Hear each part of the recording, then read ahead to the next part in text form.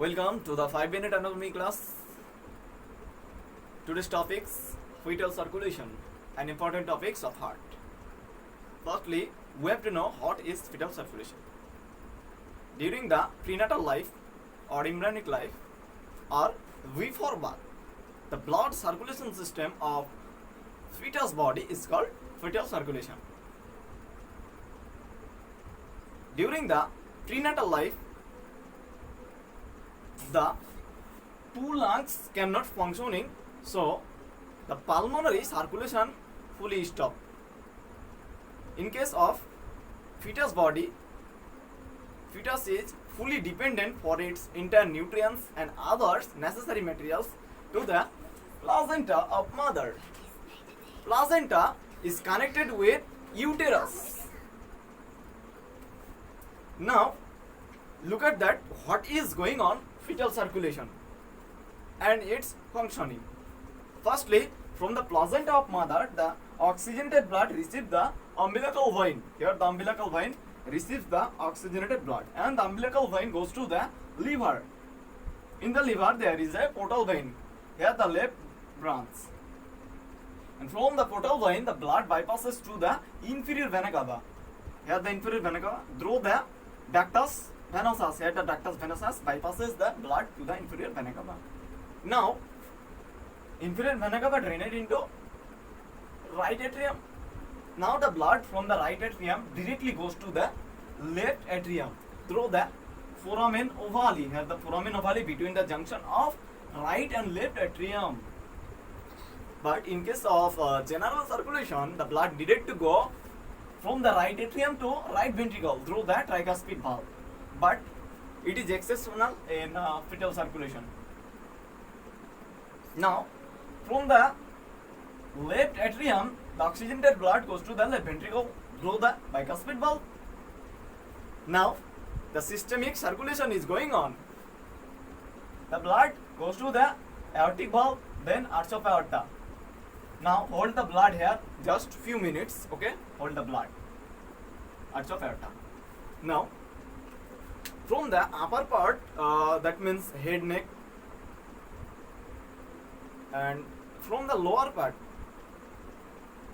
the venous blood is drained into right atrium through the inferior vena cava and superior vena cava. That means superior vena cava and inferior vena cava opens into right atrium, and the venous blood, maximum percent of venous blood goes to the right atrium to the right ventricle through the foramen ovale, but minority percent of venous blood actually goes to the right ventricle through the tricuspid valve. Now, it is the cause of pulmonary circulation. Firstly, the venous blood goes to the pulmonary trunk and it goes to the left branch. Mention that we have to prohibit the pulmonary circulation. So, the blood needed not to go to lungs. So, we have to prohibit. And the blood from the left branch of pulmonary artery actually goes to the arch of aorta here, because there is a junction between the left branch of pulmonary artery and the arch of aorta. The junction is called ductus arteriosus. That means ductus arteriosus helps to mix the blood. Now, the mixed blood from the arch of aorta goes to the descending thoracic aorta, abdominal aorta, iliac artery, then in internal and external branches.